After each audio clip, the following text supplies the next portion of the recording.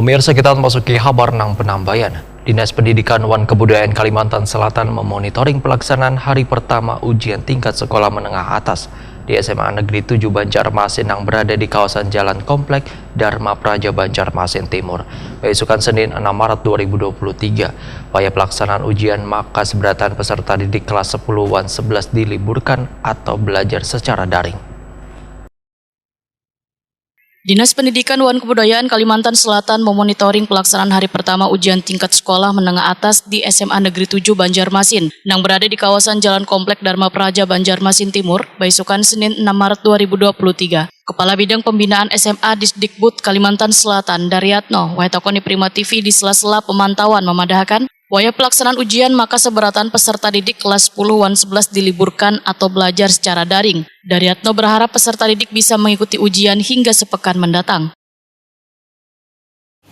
Alhamdulillah hari ini ujian sekolah di hari pertama ini kami selaku Dinas Pendidikan dan Kebudayaan Kota Tangerang Selatan, khususnya bidang pembinaan SMK, alhamdulillah bisa memantau ujian sekolah di SMA Negeri 7.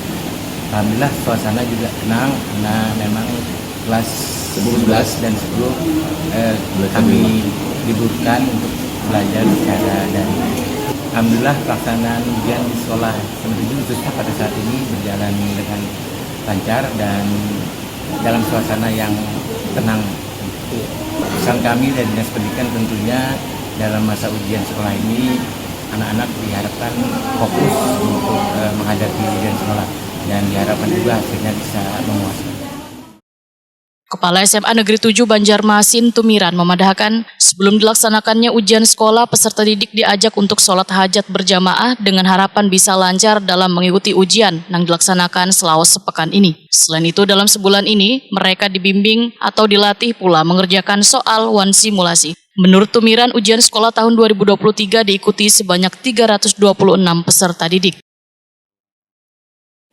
Beberapa waktu yang lalu, tepatnya hari Jumat, kami sudah mengadakan sholat hajat dan khataman. Kemudian anak-anak selalu diberi bimbingan oleh guru-gurunya untuk menghadapi soal-soal ujian ini. Bahkan ada kegiatan khusus, yaitu latihan soal-soal untuk menjawab ujian sekolah. Insya Allah hari ini mereka mengerjakan dengan baik. Ada berapa anak Pak? Kelas 12 ya Pak? 326 seluruhnya.